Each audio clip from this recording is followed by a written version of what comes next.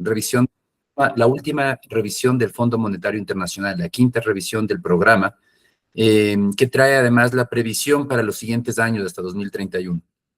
Es un análisis que tiene muchísimos detalles, muchísima información técnica del tema fiscal, pero realmente yo creo que lo más relevante de todo esto de aquí es que también es una hoja de ruta, nos dice qué es lo que va a hacer el gobierno, qué ha hecho, explica todo lo que se ha hecho y explica además qué es lo que se va a hacer. Y eso creo que es de mucha utilidad porque nos permite conocer cuáles son las siguientes medidas, los siguientes pasos que va a tomar en distintas aristas, en distintos temas, y que son al final temas que van a impactar en el entorno empresarial. Yo creo que ese es el principal análisis de el principal interés de este análisis no es tanto un tema de volvernos expertos en finanzas públicas, sino entender hacia dónde van las cosas y qué es lo que vienen adelante. Entonces, empecemos con los temas centrales del análisis, después revisamos los recuadros. El tema central, lo primero y lo más relevante es, en esta quinta revisión hubo un incumplimiento. El Ecuador no cumplió con las metas que se habían pactado. Sin embargo, el Fondo Monetario sí extendió el desembolso de 400 millones que correspondía. Pero explicó y dice los criterios, esto es una cita textual del Fondo Monetario, dice los criterios cuantitativos de desempeño fiscal y las metas indicativas para finales de enero de 2026 estuvieron por debajo de los objetivos del programa, por un margen importante, debido a, y aquí pone las causas, ¿por qué no se cumplieron las metas? El Fondo Monetario explica y dice, menores ingresos petroleros, mayores gastos tributarios de lo esperado y mayor gasto en medidas compensatorias temporales implementadas junto con la reforma del subsidio al diésel. Lo que sucedió es que en 2025 el déficit global del sector público no financiero cerró en 2,9% del PIB, 1,7 puntos porcentuales por encima de lo proyectado. Entonces, esto es significativamente por encima de lo proyectado. Aquí una aclaración técnica. Todo este análisis se hace sobre la base del sector público no financiero. Sector público no financiero es el que incluye la seguridad social, incluye las empresas públicas, es la visión más amplia del Estado. El Fondo Monetario le gusta evaluar de esta manera porque permite tener la película realmente completa de lo que significa el Estado, de los desafíos del Estado. Una medida que se usa comúnmente en los medios de comunicación, cuando leemos en la prensa, es el presupuesto general del Estado. Pero eso es una visión mucho más estrecha. En el presupuesto general del Estado no se incluye la seguridad social, no se incluye las empresas públicas, está solamente el gobierno central y las entidades autónomas de que están relacionadas. Entonces, todo este análisis y todas las cifras que se publican aquí tienen que ver con sector público no financiero, que es como lo ve el Fondo Monetario, cómo evalúa al país el Fondo Monetario. De manera tradicional, a nivel del gobierno central, siempre el déficit es mucho más alto, cuando se ve solo presupuesto general del Estado. Y cuando vemos sector público no financiero, en cambio, el déficit se ve más pequeño porque en el sector público no financiero agregamos las empresas públicas como Petroecuador, que tiene excedentes importantes, y a la seguridad social también. Entonces, todo eso hace que el déficit resultante sea algo menor. Pero bueno, con esa aclaración, a nivel del sector público no financiero, el déficit cerró 2025 con los 2,9% del PIB, 1,7 puntos más que lo que se había proyectado, y en consecuencia, en 2025 tampoco se cumplió con la meta de reducción de deuda. La deuda del sector público aumentó en 2025 a 54,3% del PIB a finales de 2025, desde el 53,2% que se había proyectado. Entonces, hubo un incumplimiento. Al año anterior sí se había logrado reducir la deuda estaba reduciéndose, pero en la última revisión del último trimestre del año, las cosas se complicaron. ¿Qué pasó? Entonces vamos revisando rubro por rubro. El problema fue que los resultados de 2025 se alejaron significativamente de las metas, como dice el Fondo Monetario. El programa estimaba un ajuste, una meta de ajuste equivalente a 1,3% del PIB en 2025. Pero el gobierno solo logró ajustar las finanzas públicas en 0,3%. Entonces, ahí estuvo el problema, no hubo cómo, se incumplió en las metas de ajuste fiscal, que había una meta mucho más ambiciosa para 2025 y el gobierno logró apenas una parte de esa meta de ajuste. Se quedó corto en 1 punto porcentual del PIB. Y para tener una idea cuánto es un punto porcentual del PIB, estamos hablando que son alrededor de 1.300 millones de dólares que faltó de consolidación fiscal o de ajuste fiscal. Es decir, le faltó aumentar ingresos o reducir gastos o una combinación de las dos, equivalente a 1.300 millones de dólares. Por el lado del gasto, los temas importantes que sucedieron por el lado del gasto. El mayor problema se produjo en un rubro que el Fondo Monetario agrega como le pone como título social, capital y otros. Mezcla varios rubros. Esto no es que se use así en las finanzas públicas ni en la contabilidad, simplemente es un tema de cómo presentan los datos. Este rubro tenía una meta de incremento de gasto de 0,1% del PIB, o sea, 130 millones, pero en realidad subió 1% del PIB, es decir, 1.173 millones superior a lo proyectado. En este grupo, algunos de los rubros de fuerte incremento fueron prestaciones a la seguridad social, subieron en 2025 en 635 millones, transferencias para el bono de desarrollo humano subieron en 464 millones, transferencias temporales para compensar por focalización de subsidios al diésel subieron en 206 millones. Entonces vemos que hay unos incrementos fuertes. La seguridad social definitivamente es uno de esos grandes desafíos que el país no quiere abordar, pero año tras año sigue subiendo la cantidad de recursos que requiere la seguridad social y sigue ahorcando las finanzas públicas. Entonces el Fondo Monetario dice los gastos primarios no petroleros fueron 0,2 puntos porcentuales superiores a lo proyectado, debido principalmente a las medidas de la implementación y extensión de algunas medidas compensatorias temporales asociadas a la reforma del subsidio al diésel. No hay que olvidar también que 2025 fue un año electoral, y en el Ecuador los años electorales tienen un impacto muy importante en las finanzas públicas. El gobierno fue muy generoso en bonos y subsidios. El mismo gobierno reconoció un programa de bonos previo a las elecciones que lo estimó en 560 millones de dólares. Ahí estaba, por ejemplo, ese programa de Jóvenes en Acción, con el que pagó un sueldo básico a los jóvenes por varios meses para que se capaciten en calentamiento global, en cambio climático, para que recojan basura en las calles, hagan ese tipo de actividades. Entonces, todo eso tuvo un impacto, pero claro, es un impacto. La parte buena de todo esto es que ese impacto al final es temporal, hasta que haya otro motivo de elecciones. Y bueno, ahí vamos a hablar más adelante. Estamos nuevamente en un año electoral. 2026 también es año electoral, ahora para las elecciones seccionales, y ahí puede haber nuevamente un impacto por el lado del gasto. Por otro lado, este es en cuanto al gasto, uno de los rubros de afectación. La afectación también vino por el lado de los ingresos. Los ingresos totales subieron, pero no subieron como se había estimado.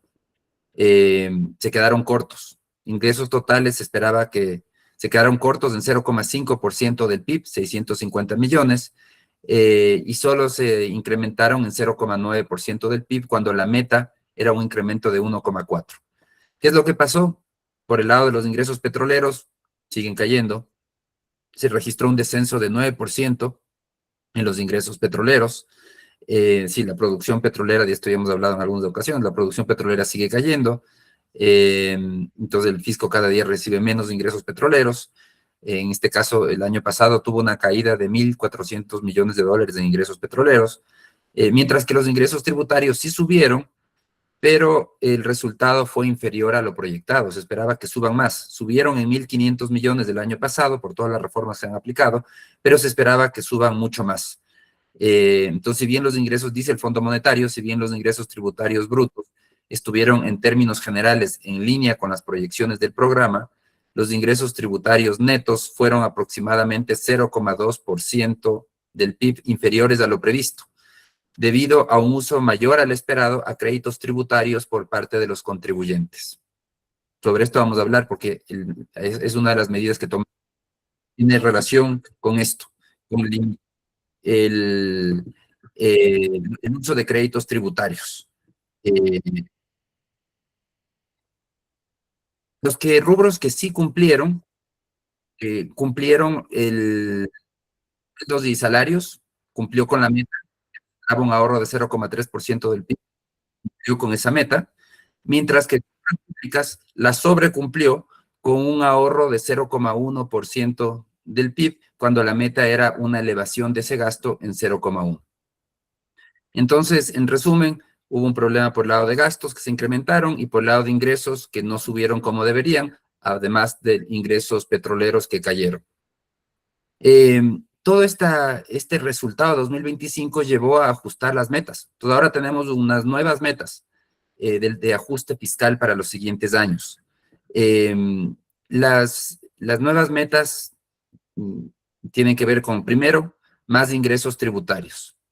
El gobierno implementó, y la reacción que hizo inmediatamente luego de este incumplimiento, el gobierno fue implementar de manera inmediata un programa para elevar los ingresos tributarios, un paquete de medidas que espera que rinda un 1,3% del PIB entre 2026 y 2027.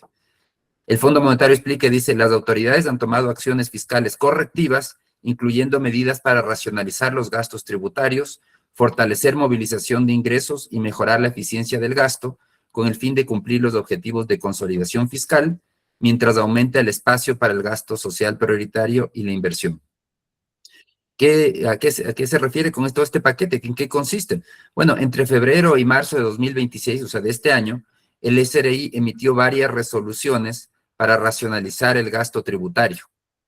Explica el FMI, dice, estas incluyen delimitar el alcance de los bienes y servicios sujetos a IVA, endurecer los controles sobre la devolución de IVA, fortalecer el régimen de pagos anticipados y retenciones del impuesto a la renta, y restringir el uso de créditos tributarios para cumplir con obligaciones fiscales.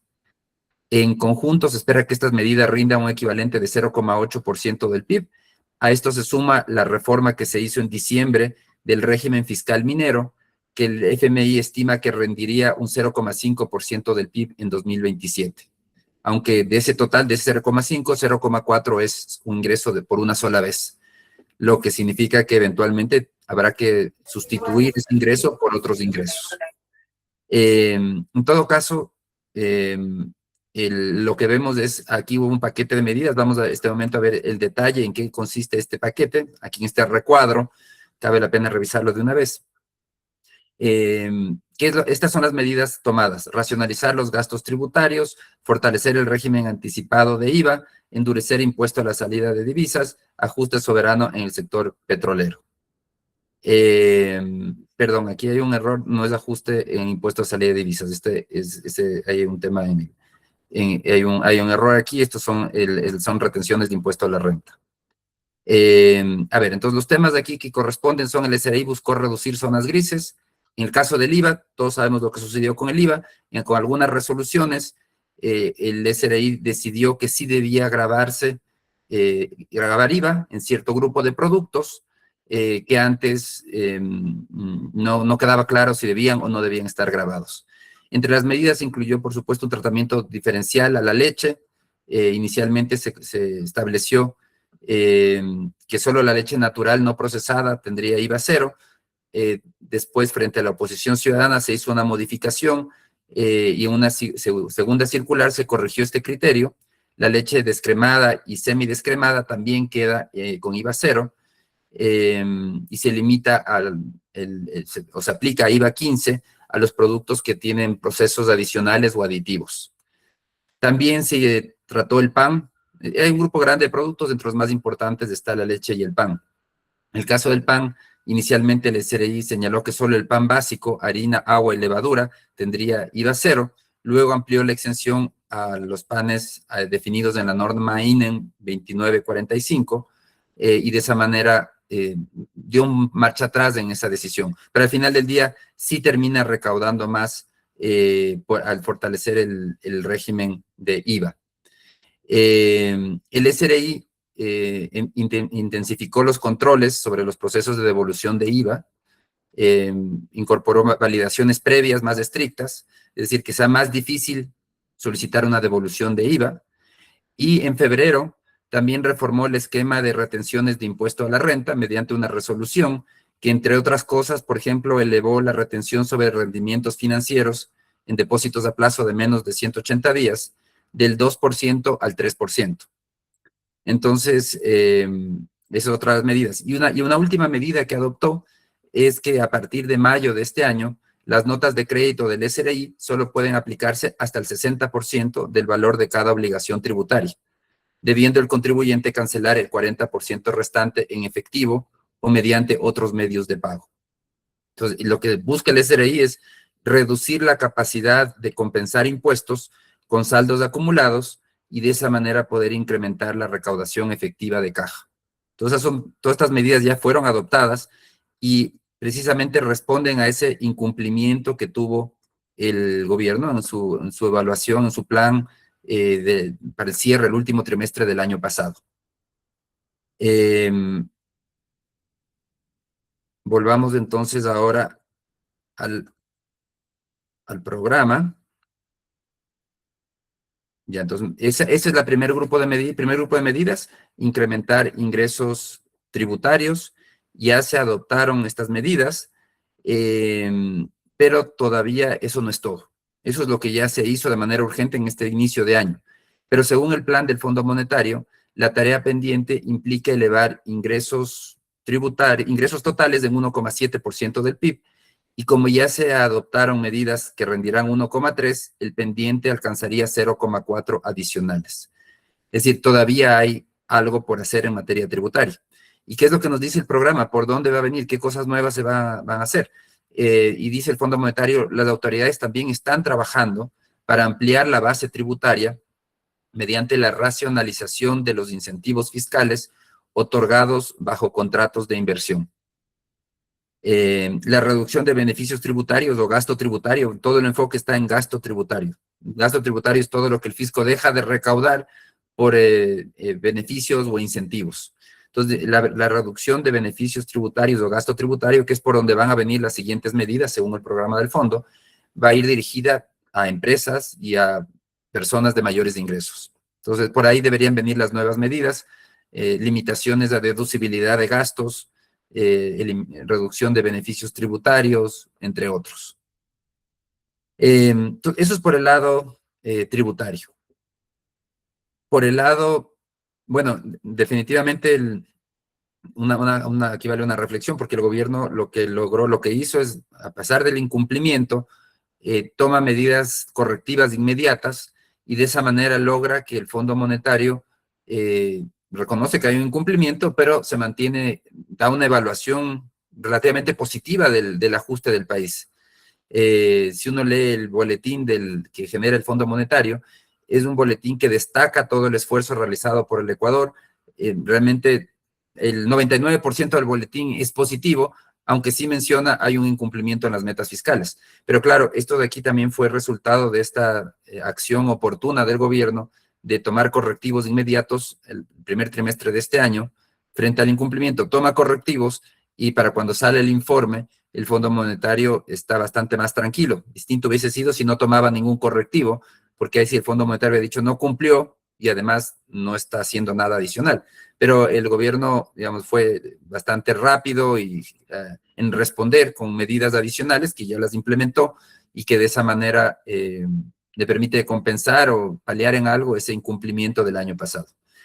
Por el lado de los ingresos petroleros, las medidas plantean fortalecer ingresos petroleros. Los mayores precios del petróleo, debido al ataque de Estados Unidos a Irán, van a fortalecer los ingresos fiscales netos, eso es lo que considera el programa. Sin embargo, también reintroducen los subsidios a los combustibles. O sea, el resultado neto para el fisco sigue siendo positivo, de los mayores precios del petróleo. Pero porque, claro, el costo del subsidio se traslada en gran medida al sector productivo, no lo asume el fisco, lo asume temporalmente. Y eso es cuando digo se reintroduce el subsidio a los combustibles, es porque con el sistema de bandas, el ajuste del precio de los combustibles locales está rezagado frente al precio internacional, se demora en ajustarse. Entonces, con el diésel, por ejemplo, ya a finales de 2025, el gobierno logró eliminar el subsidio al diésel, ya no teníamos subsidio al diésel, pero en la actualidad tenemos un fuerte subsidio al diésel. En este momento, con datos del 12 de abril, el subsidio al diésel fue de unos $60 por galón. En el caso de la gasolina extra con etanol, el subsidio es de 46 centavos por galón y en la gasolina extra es de 39 centavos por galón. Entonces, este es el resultado del sistema de bandas que sí permite un ajuste, pero es un ajuste con rezago. Entonces, vamos a ver que en los siguientes meses los precios de los combustibles tienen que seguir subiendo para poder llegar a los precios internacionales y todavía hay un diferencial importante frente al nivel internacional que existe al día de hoy. Claro, todo depende también qué suceda con el conflicto en Irán, si es que hay una desescalada y los precios de los combustibles comienzan a bajar y vuelve a fluir, los hidrocarburos vuelven a fluir por el estrecho de Hormuz, pues las cosas pueden cambiar. Pero mientras tanto, todavía hay un rezago importante que poco a poco los precios locales van a tener que ir alcanzando los precios internacionales.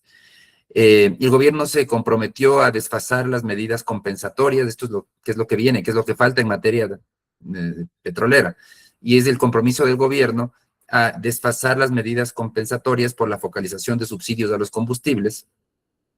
Dice el Fondo Monetario, las medidas compensatorias temporales por alrededor de 0,2% del PIB implementadas junto a la reforma del subsidio al diésel, se proyecta que se eliminen gradualmente durante 2026 y 2027. Por otro lado, las autoridades han tomado medidas para fortalecer los ingresos petroleros mediante inversiones en campos petroleros existentes para aumentar la eficiencia y la producción y mediante la búsqueda de contratos a plazo para una mayor proporción de las exportaciones de petróleo con el fin de asegurar precios más favorables. Bueno, aquí lo que hace referencia es a inversiones directas que está haciendo el gobierno Petroecuador en algunos campos, pero claro, todo eso tiene un alcance limitado porque la capacidad de inversión también estatal es bastante limitada. Realmente el programa con el Fondo Monetario requiere, para conseguir los resultados, requiere de una apertura masiva al capital privado para inversión petrolera, al mismo tiempo que pide permitir el incremento de precios de combustibles a niveles internacionales. Y eso es lo que menciona el fondo. Dice, hay que continuar con este esfuerzo de mantener precios internacionales en los combustibles, que no vaya a haber un retroceso y que se reintroduzca un precio subsidiado. Hay que permitir el funcionamiento de bandas para que los precios de los combustibles lleguen a niveles internacionales. Otro grupo de medidas, ya hemos visto ingresos tributarios, hemos visto ingresos petroleros, ahora veamos qué propone por el lado de los ingresos por la nómina. El nuevo programa, después de haber sido ajustado, el programa de ajuste sube la meta en cuanto a salarios. La meta inicial de ajuste total era 1,3% del PIB, ahora la meta total es 1,6% del PIB. El peso de los salarios se redujo en 0,5% del PIB en los primeros 2 años y el pendiente es de 1,1 en los siguientes 3 años. Entonces todavía tiene que haber un esfuerzo por el lado de salarios y ahora un esfuerzo un poco mayor. Las autoridades continuarán limitando los aumentos en el número de empleados y salarios, así como racionalizando los contratos temporales. Políticas prudentes de contratación y salarios, se espera que reduzcan gradualmente el gasto en salarios como proporción del PIB. Realmente no es necesario que los salarios caigan en términos nominales, y de hecho no han estado cayendo. Lo que se necesita es contener el incremento de salarios en una economía que crece, porque entonces en términos relativos, en relación al tamaño de la economía, cae su peso. Eso es lo que busca este programa. Entonces no se está planteando despidos masivos, ni mucho menos. Se plantea contener salarios para que estos pesen cada vez menos en relación al tamaño de la economía. Y un cuarto tema viene por el lado de las compras públicas, en donde también sube la meta de esfuerzo, de ajuste, por el lado de compras públicas. La meta inicialmente era de 1% del PIB en todo el periodo de ajuste, ahora es de 1,2%. El peso de las compras públicas ya se redujo en 0,7% del PIB en los primeros 2 años, el pendiente es de 0,5% en los siguientes 3. Con la asistencia del BID, las autoridades están avanzando en la puesta en marcha de un subsistema nacional de control para fortalecer la transparencia en la contratación pública. Entonces, bueno, la meta ahora de compras públicas también es algo superior a lo que se había planteado inicialmente. Aquí vale la pena, voy a revisar, me voy a saltar nuevamente para ver un recuadro que nos ayude a entender esto de las metas del ajuste. Y es que tenemos ahora en el recuadro de la página 3, dice nuevas metas. Y tras el incumplimiento de las metas fiscales, se recalibró el programa, como les decía. Pero el objetivo total de ajuste es de ese 6,6% del PIB, ese se mantiene. Es decir, el trabajo total es el mismo. La diferencia es que como no se hizo todo a tiempo, en 2025 no se hizo todo lo que se debía, y lo que no se hizo en 2025 ahora se recalibra y se lo envía para los siguientes años.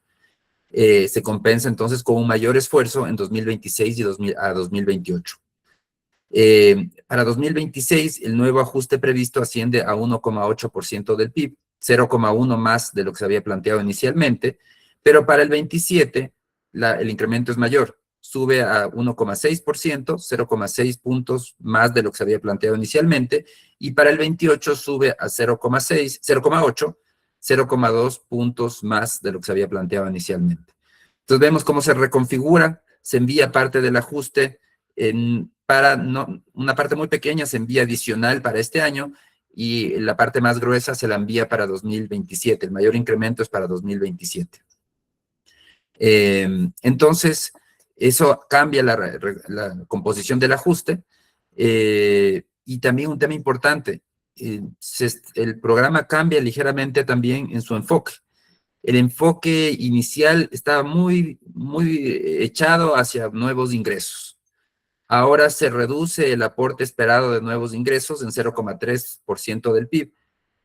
Pasa de 4,8 en total a 4,5, es decir, hay que hacer algo menos por ingresos, ya no es tan enfocado en elevar ingresos, y aumenta el peso en ese 0,3, aumenta por el lado del gasto. Entonces, un programa que cambia un poquito su enfoque. Ahora ya le importa un poco más el tema del gasto, ya no todo va por el lado de más ingresos. Claro, el gobierno ha tomado medidas muy fuertes en materia de ingresos, elevación del IVA, eliminación de subsidio a gasolinas, a diésel, entre otras, y yo creo que también ya está viendo que hay ciertos limitantes, incluso políticos, a seguir elevando ingresos de manera permanente. Entonces ya está viendo alternativas y ahora este nuevo programa dice, bueno, pongamos un poco más de peso a trabajar por el lado del gasto, lo cual considero que es muy positivo. Volvamos entonces a los distintos rubros. Ahora, un tema importante que muchos de ustedes les va a interesar, el tema de la inversión pública. ¿Qué espacio hay para más inversión pública? Porque Noboa aseguró en 2026, sobre 2026, y dijo, este es el año de la construcción y del empleo. Esto lo dijo a Ecuavisa, y dijo que existe un presupuesto de 600 millones para la inversión pública, incluyendo vialidad e infraestructura. Esta cifra coincide con el gasto de inversión ejecutado por el gobierno central en 2025, fueron 612 millones. Se trató de un incremento, por supuesto, un incremento interanual de 167 millones, es decir, en relación a 2024 hubo un incremento. Sin embargo, el espacio fiscal para un nuevo incremento entre 2026 y 2028 es muy escaso. En el rubro de inversión social, de capital y otras, este grupo que les decía, la meta no ha cambiado, la meta sigue siendo un incremento de 0,6% del PIB entre 2024 y 2028.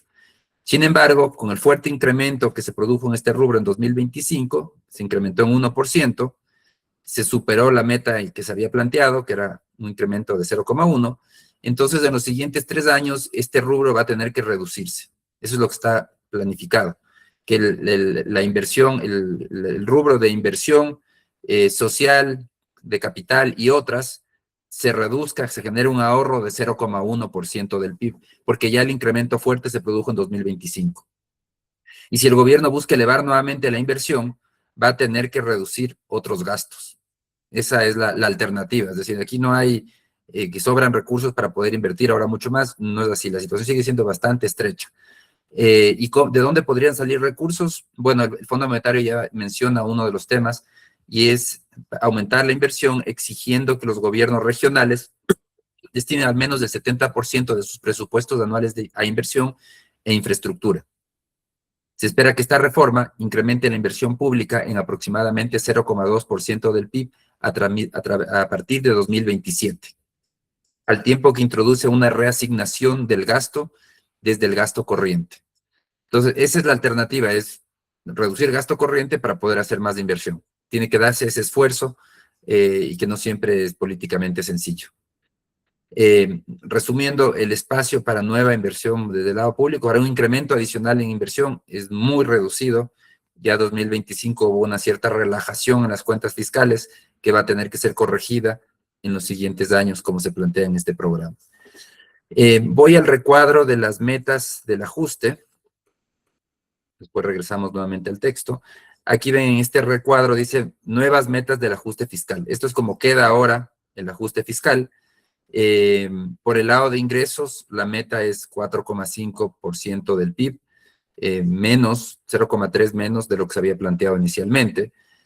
Para 2026 hay todavía una meta importante, 1,2%, una meta que va a terminar siendo similar a la de 2024, a lo que se hizo en 2024. Recordemos que ese fue el año del incremento del IVA. Para el 2027 se requiere un 0,8 y 2028 un 0,5. Pero claro, 2026, si bien hay una meta fuerte, también ya el gobierno ha adoptado medidas importantes. Si es que se cumplen sus previsiones, ya una parte importante de estos ingresos ya los obtendría con los cambios que discutimos hace un momento, los que se aplicaron en el primer trimestre de este año, los cambios tributarios. Por el lado del gasto, también ustedes pueden ver aquí las distintas metas. Aquí, ¿cómo entender esta tabla? Cuando dice gasto y es un número negativo, significa que lo que está buscando es un incremento o lo que es un incremento. Y cuando es positivo, es que busca un ahorro en ese gasto. Entonces, por ejemplo, en sueldos y salarios se plantea un ahorro de 1,6, en compra de bienes y servicios de 1,2, mientras que en asistencia social, y no solo de asistencia social, sino también inversión de capital, entre otros, espera un incremento de 0,6. Pero como les decía, ya el grueso de ese incremento se dio en 2025, en un punto porcentual, por lo que en los siguientes años más bien va a tener que haber un ahorro, una reducción en el gasto, porque se gastó demasiado, se elevó demasiado ese rubro en el 25 y va a tener que ser reducido en los siguientes años. Pasemos a ver qué pasa por el lado del financiamiento. Para 2026 va a haber una nueva colocación de bonos. La necesidad bruta de financiamiento se elevó a 12.400 millones, un incremento de 2.000 millones. Pero este incremento es el resultado de esta operación de canje de deuda que hizo el gobierno en enero. Por eso es que la necesidad bruta de financiamiento sube tanto, y es porque el gobierno hizo un canje, colocó 4.000 millones de dólares en eurobonos y retiró de circulación, recompró bonos por 3.000 millones, generando un flujo neto cercano a los 1.000 millones, lo que le permitió fortalecer la caja fiscal y reducir las necesidades inmediatas de amortización de deuda, porque se retiraron esos bonos que estaban venciendo ya desde este año. Adicionalmente, el fisco busca realizar una nueva emisión de 1.000 millones. Ayer ya la anunció, esto de aquí el día que cerramos el análisis todavía no había dicho nada. Ayer ya anunció esa colocación. El fisco emitió un comunicado, no ha dicho el monto de esa emisión, pero según el programa del Fondo Monetario, esa nueva emisión debería ser de 1.000 millones de dólares. Podría ser que el gobierno termine emitiendo más y de esa manera sustituya otras fuentes de financiamiento que estaban planificadas. Tenemos que esperar más noticias sobre esa nueva emisión. Pero claro, lo que hace es que con esta nueva emisión de estos, si es que son los 1.000 millones, el total de emisión de bonos pasaría de una meta que inicialmente era 1.000 millones a una nueva meta ajustada de 5.000 millones de emisión de bonos en 2026 en el mercado de capitales. Esta nueva emisión de bonos, estos 1.000 millones adicionales, si es que llegan a ser los 1.000 millones, puede ser que sean más, lo que va a permitir también es compensar una objeción del Fondo Monetario al registro de una deuda con Petroecuador por alrededor de 900 millones. Es que el año pasado, frente al incumplimiento que estaba teniendo el fisco, se trató de registrar como un financiamiento una deuda, la cancelación la dada de baja de una deuda con Petroecuador, por alrededor de 900 millones. Pero era un ajuste netamente contable, no había ingreso de efectivo. Y el Fondo Monetario no le aceptó al país, dijo, eso de ahí no es un ingreso de efectivo, eso no es válido para el programa. Y entonces el Fondo Monetario dijo que el gobierno tiene que buscar reemplazar ese registro contable con fuentes de financiamiento real. Entonces, esos 1.000 millones adicionales precisamente sirven para compensar ese registro contable que no fue aceptado. Veamos la tabla de financiamiento para poder profundizar en lo que estamos hablando este momento. Aquí está el financiamiento, las fuentes brutas de financiamiento. En 2025 fueron 10.000 millones de dólares, para el 2026 se espera que sean 12.000 millones, aquí está ese incremento importante. Y ese incremento importante se da precisamente por los bonos, por el mercado de capitales, en donde vemos aquí cómo sube, el país vuelve al mercado de capitales y obtiene, claro, la meta es obtener 5.000 millones, de los cuales ya concretados estaban 4.000, con lo que sucedió ayer, tenemos que ver cómo se ajusta. Como les decía, podría ser algo más y serviría para sustituir otras fuentes que están proyectadas, como por ejemplo deuda comercial, 460 millones, u otros 500 millones, o incluso deuda bilateral, 323 millones. Claro, este incremento tan fuerte se produce también por y es el resultado de esta operación que hizo el gobierno para poder canjear y sacar de circulación estos bonos. Para los siguientes años, la previsión es que el país siga en el mercado de capitales. Actualmente está proyectado 1.500 millones del próximo año y 2.000 millones año tras año de ahí en adelante. Que se mantenga abierto el mercado de capitales y que el país pueda acudir frecuentemente al mercado de capitales para seguir de esa manera obteniendo financiamiento. El financiamiento multilateral sigue cayendo. Claro, parte de la idea del programa es que el país poco a poco deje de depender de los multilaterales. Entonces vemos cómo el financiamiento multilateral el año pasado, los multilaterales prestaron casi 4.700 millones, de los cuales 1.800 vinieron del Fondo Monetario. Para este año van a prestar 3.000 millones, de los cuales 750 vienen del Fondo Monetario. Entonces, los multilaterales poco a poco van reduciendo su financiamiento. El Fondo Monetario va a otorgar financiamiento solo hasta 2028. El resto de multilaterales se mantiene otorgando una cantidad fija que corresponde a la cuota que tiene el país con esos multilaterales. Todos los años hay, digamos, es como una tarjeta de crédito donde hay una cuota, un cupo, y siempre hay amortizaciones, siempre hay pagos. Entonces el valor adeudado va cayendo naturalmente y el país puede volver a solicitar ese financiamiento año tras año, siempre manteniéndose dentro de ese cupo. Entonces ese financiamiento sí se va a mantener, pero ya en montos mucho más bajos, llegar alrededor de 1.100 de financiamiento multilateral, mientras que el financiamiento del mercado de capitales subiría alrededor de 2.000, subiría en relación a 2027. Y el objetivo del programa, claro, todo esto de aquí son las buenas intenciones del programa. El objetivo del programa es que el país reduzca su necesidad de financiamiento significativamente, alrededor de 6.000 millones de dólares por año, cuando en la actualidad está en 12.000, el año pasado en 10.000. Entonces, hay un desafío importante que solo va a ser posible si es que se cumple con los objetivos del programa. De manera general, el programa, el mercado internacional ha recibido bien el programa de ajuste del Ecuador, a pesar del retroceso de 2025, porque ha visto que hay un compromiso por parte del gobierno para realizar este ajuste fiscal. El boletín de prensa del Fondo Monetario dice: las autoridades ecuatorianas continúan demostrando un fuerte compromiso con su programa económico, respaldado por el acuerdo bajo la facilidad extendida. Han implementado medidas para corregir el desempeño fiscal inferior al previsto a finales de 2025 y retomar la senda fiscal del programa. Como resultado, también el riesgo país sigue descendiendo. Al 27 de abril cerró en 417 puntos, ha bajado algo más de estos días. El presidente Noboa indicó que busca que este indicador siga cayendo a 300 puntos en 2026 y que se acerque a 200 puntos en 2027. Sin embargo, sí dijo y advirtió que que la reducción va a depender de un factor crítico, que es la credibilidad.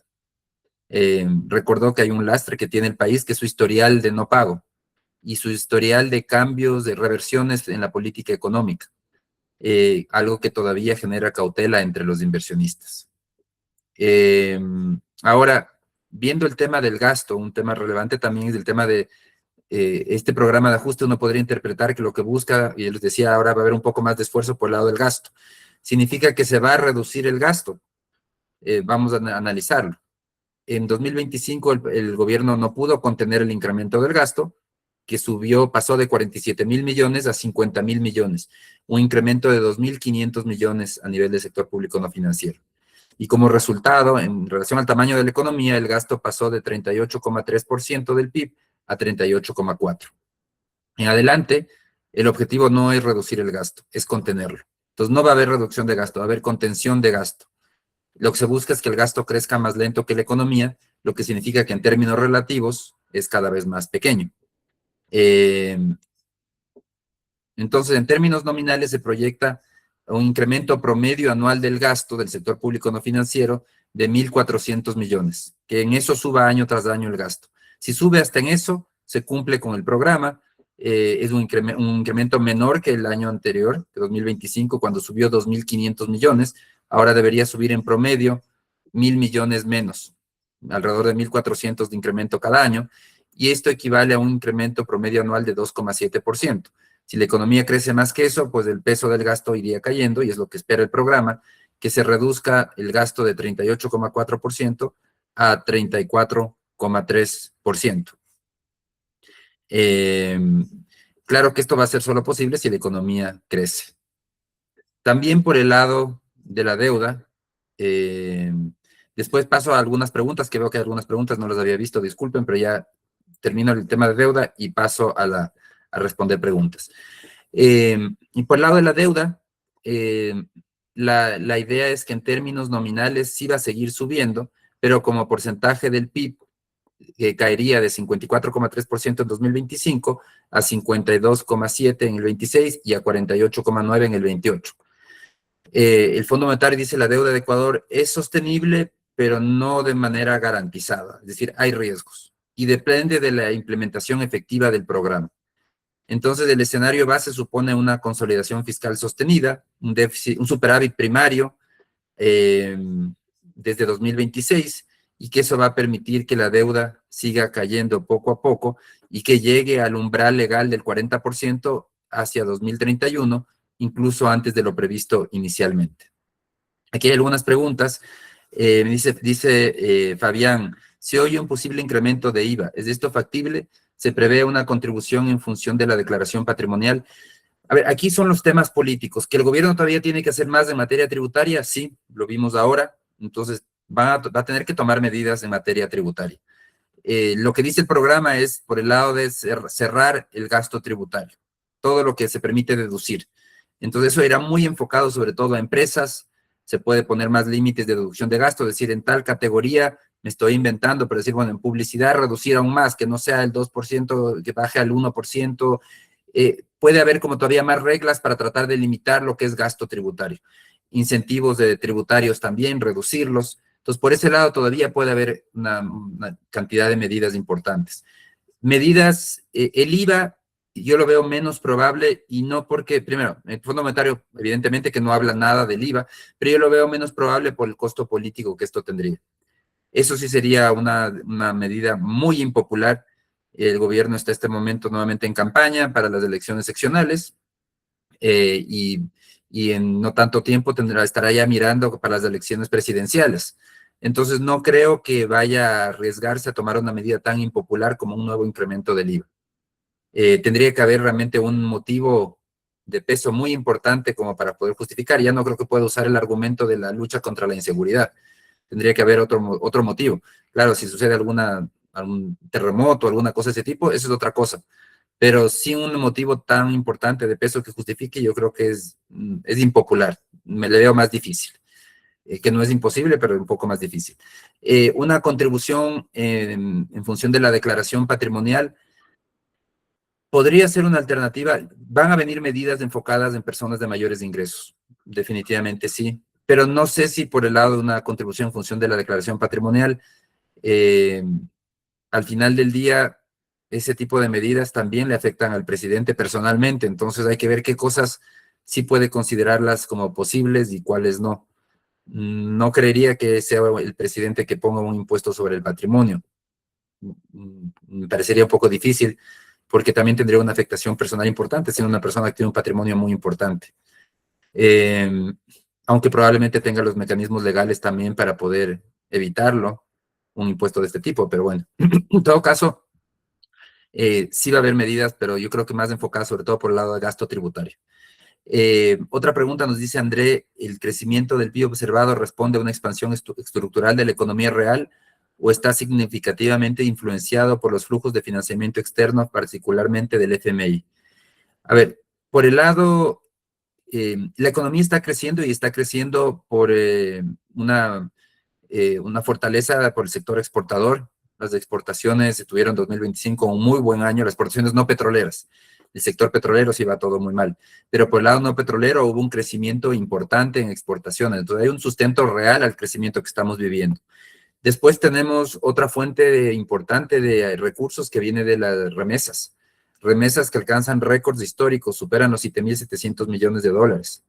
Eso es una cantidad de dinero muy grande. Por el lado del financiamiento externo del fisco, el financiamiento externo neto es positivo. Entonces, eso también está ayudando en algo, pero es positivo en un monto mucho más pequeño.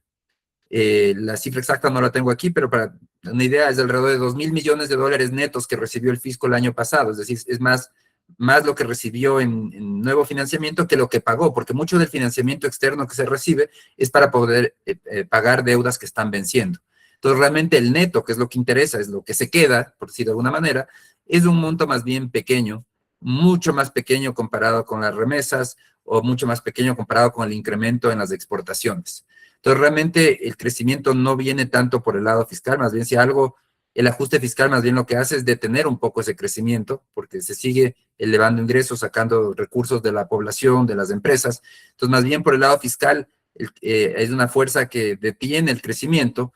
Lo que está impulsando el crecimiento ha sido las exportaciones fuertes, las remesas, toda esa liquidez que ha ingresado en la economía, que ha permitido que suban los depósitos y que suba el crédito. El crédito también se está transformando en consumo, está financiando inversión. Entonces, ese es el motor real de crecimiento económico que está viviendo la economía. Las cifras más recientes muestran una desaceleración de la economía. ¿Qué significa? Seguimos creciendo, pero tal vez ya no tan rápido como el año pasado. Sobre todo desde diciembre, noviembre del año pasado, varios de los indicadores muestran un crecimiento un poquito más lento, pero sigue siendo crecimiento y este año se espera que tengamos un crecimiento. Entonces, en resumen, yendo en corto, el financiamiento externo del gobierno y todo el área fiscal no es una fuerza de impulso de la economía, más bien es una fuerza de que detienen algo la economía porque el ajuste todavía no termina. Eh, Aquí hay otra, Joaquín nos dice, el cuadro de fuentes de financiamiento explica una reducción en el tiempo, sin embargo, el MEF hizo una nueva emisión de deuda interna de 6.000 millones que se está colocando. Entiendo que le faltan por colocar 2.000 millones que están disponibles y el MEF los está ofreciendo. Es una contradicción con las metas que tiene con el FMI. A ver, mucho de ese financiamiento, en el cuadro de las metas de financiamiento, vamos a ver acá, por el lado del financiamiento interno, la meta de financiamiento financiamiento interno es de 3.000 millones, una colocación bruta de 3.000 millones en el mercado interno, más certificados de tesoro de 1.800, en total son 4.500 millones. Si es que el gobierno coloca más, no implica realmente un incumplimiento del programa, significa que está probablemente el gobierno, esto de aquí, digamos, es el presupuesto, pero no es que son metas aseguradas ni garantizadas. Entonces, por ejemplo, si es que no consigue financiamiento bilateral por 323 millones, tendrá que sustituirlo con algo y puede ser que la opción sea, si es que no consigue financiamiento externo, la opción puede ser más colocación interna de bonos.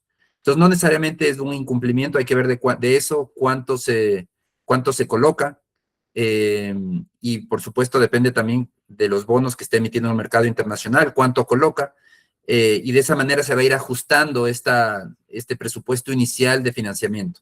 El hecho es que necesita alrededor de 12,000 millones de dólares y que eso se va a distribuir en la práctica, dependiendo de las condiciones, en distintos rubros, entre interno y externo. Aquí Fabián nos dice, se ve un incremento en el gasto de defensa, seguridad.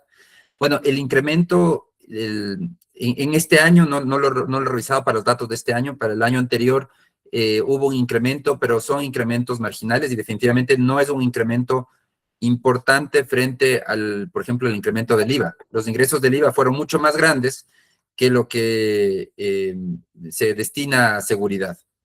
Cristian nos dice, estimado Alberto, lo mencionado, ¿en qué medida afecta a la liquidez del sistema financiero el crecimiento de las captaciones del sistema financiero y por ende en las tasas de interés? Bueno, no sé si la pregunta va, pero entiendo que va por el lado de un fisco más activo en el mercado interno, compite por la liquidez doméstica. Entonces termina afectando al costo del dinero, porque eso eleva el costo del dinero interno.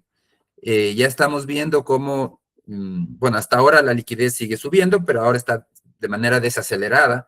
Los depósitos siguen subiendo, pero están desacelerándose, o sea, cada vez crecen menos. El crédito está acelerándose. Pronto el crédito podría superar en su ritmo de crecimiento a los depósitos, y eso significa también que el entorno financiero podría volverse un poco menos laxo que en la actualidad. O sea, esa caída de tasas persistente que estamos viviendo desde agosto de 2024 no va a continuar indefinidamente. Pronto podríamos ver, y sobre todo si es que el fisco no logra colocar mucho financiamiento en el exterior y se vuelca al financiamiento interno, pues va a competir y puede acelerar ese proceso de fin de caída de tasas y entrar a una etapa más bien de tasas que dejan de caer o eventualmente que puedan comenzar a subir nuevamente. Pero dentro de esto hay la noticia de ayer, que es la colocación de bonos, no sabemos todavía por cuánto en el mercado internacional. Eso le va a dar un respiro, yo creo que eso va a permitir que el fisco no tenga que depender tanto del mercado interno, aunque en la práctica depende de una magnitud importante, pero todavía lo presupuestado para este año es que dependa más del financiamiento externo, 8,800 millones de obtener de financiamiento externo y 4,500 de financiamiento interno. Melba nos dice, una caída fuerte de los precios del petróleo beneficia al país. Bueno, aquí el tema en precios del petróleo es, una cosa es el fisco, otra cosa es a la población, al sector productivo. Entonces, precios altos del petróleo implican un ingreso neto positivo para el fisco, porque el grueso del subsidio lo pasa a los consumidores, aunque con rezago, por eso sí tiene que asumir una parte del subsidio, pero una parte importante sí logra pasarlo y con el tiempo logra pasar ese costo a los consumidores, al sector productivo. Entonces, el fisco sí se ve beneficiado con precios altos. Si cae el precio, los ingresos fiscales también van a caer.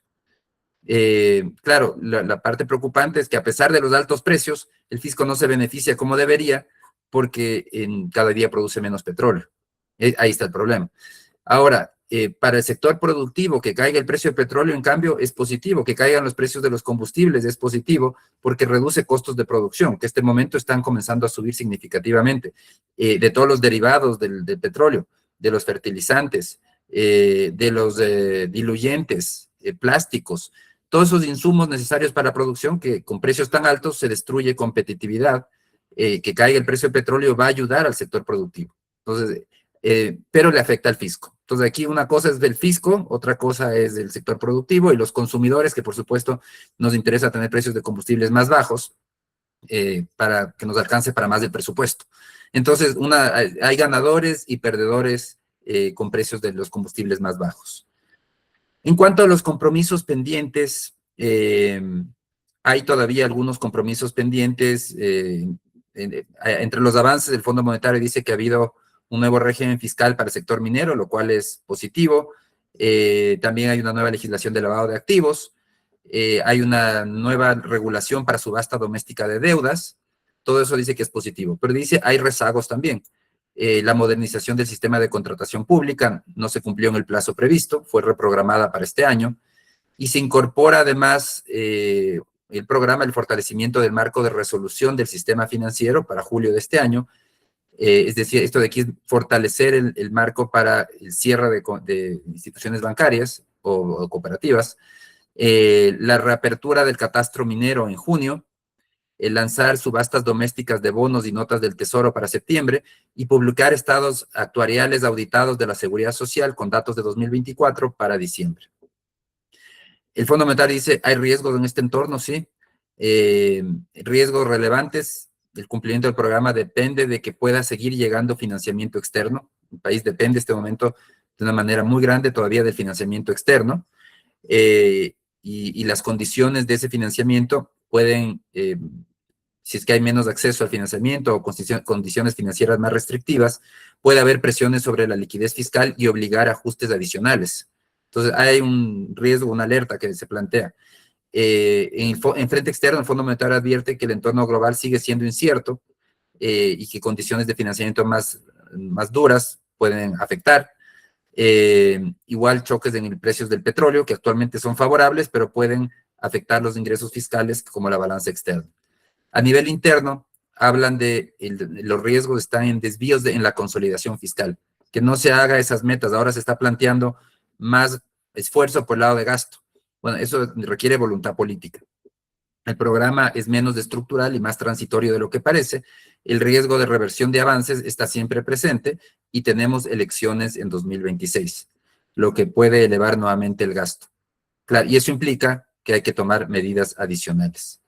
En conjunto, del Fondo Monetario dice, va a haber los riesgos han disminuido, dice cuál es positivo, pero todo dependerá de cómo se siga haciendo el ajuste para mantener la credibilidad en el programa y con ello también el financiamiento. En cuanto al al crecimiento, se proyecta la proyección en este momento de un crecimiento del PIB de 2,5%, una desaceleración frente al 3,7% de 2024. En el sector financiero, el Fondo Monetario enfatiza en la necesidad de modernizar gradualmente el sistema de tasas de interés, porque los controles actuales generan distorsiones. En el mercado de capitales, dice, hay que seguir con las subastas domésticas de deuda y mejorar la infraestructura financiera. Ahí entra sobre todo el fortalecimiento del DCD. En minería, es de reapertura del catastro minero este año. En el sector energético, hay que promover la inversión privada, es lo que dice el programa. Y en materia de gobernanza, más transparencia, más control, más eficiencia en el gasto público. No hay metas en este programa, a diferencia de inversiones anteriores, no se habla para nada de temas laborales profundos, reformas estructurales, eso no se incluye. Hay algunas preguntas aquí. Andrés nos dice, considerando el conflicto en Medio Oriente, ¿qué tan prolongado podría ser su impacto en la economía global y a través de qué canales, precio del petróleo, inflación, tasa de interés, riesgo país? ¿Estamos frente a un shock transitorio o a un potencial detonante de una crisis económica más amplia? Bueno, yo creo que el conflicto de Medio Oriente, esta es mi hipótesis, no puede durar demasiado porque ya el costo político para Donald Trump es importante. Ya hay noticias recientes donde se dice que la guerra en Irán es más impopular que la guerra de Vietnam. Entonces, eso le está poniendo un límite.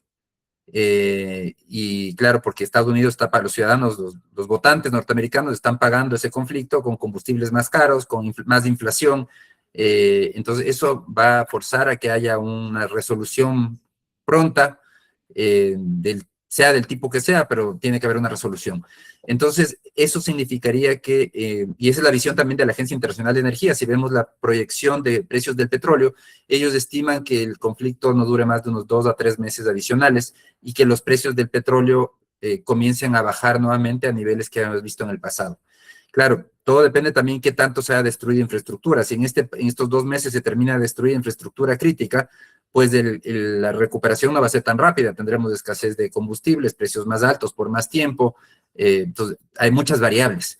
Pero en el escenario ideal debería desescalarse en los próximos 2 meses y con eso también el shock iría desapareciendo. Mientras tanto, sí vamos a recibir un shock, vamos a recibir una inflación importada, todos estos insumos que vienen más caros, todo esto va a provocar algo similar a lo que sucedió en 2022 cuando Rusia invadió Ucrania, que la inflación, que el petróleo subió por encima de $100 por barril y la inflación en el Ecuador llegó a superar el 4%. Pero gracias a la dolarización, la inflación en el Ecuador sucede por choques puntuales. Hay un choque, por ejemplo, con combustible y sus derivados más caros, sube la inflación y comienza gradualmente a bajar. Algo similar podremos ver en esta ocasión. Si es que el conflicto no escala más y sigue, si en 2 meses logra desescalarse este conflicto, no debería haber afectación tan grave por el lado del costo del financiamiento o condiciones financieras más rígidas a nivel internacional. Caso contrario, sí puede volverse más estricta la colocación, los inversionistas pueden tener menos apetito por prestarle a países como el Ecuador. Pero bueno, el gobierno ya está colocando este momento bonos, ha encontrado un momento oportuno y esto también reduce un poco ese riesgo. Aquí hay otra, Moisés nos dice, de este financiamiento externo, ¿qué tanto se destina a la obra pública? ¿Se prevé más obra pública en este 2026 o no por la reducción del gasto en ese rubro? ¿Cree realmente que la construcción despuntará en este 2026? A ver, por el lado de la obra pública, bueno, de ese financiamiento una parte muy importante es para amortizar deudas. El grueso es para amortizar deudas, internas y externas.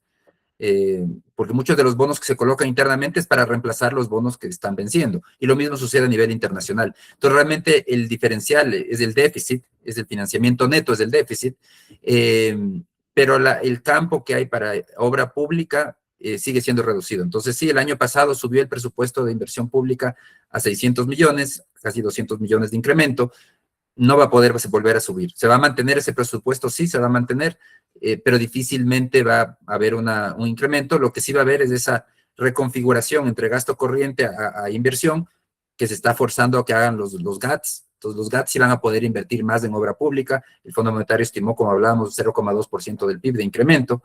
En cuanto a la construcción, yo creo que sí va a ser un buen año para la construcción. Pero también por otro lado, por el lado de que existe financiamiento y que el crédito, sobre todo desde la banca privada, está subiendo, la cartera de crédito hipotecaria sigue creciendo, como la economía ha crecido, la población puede endeudarse, puede conseguir financiamiento, entonces eso está impulsando las ventas en la construcción. Y de hecho estamos trabajando para un siguiente análisis para revisar el tema en detalle de la construcción.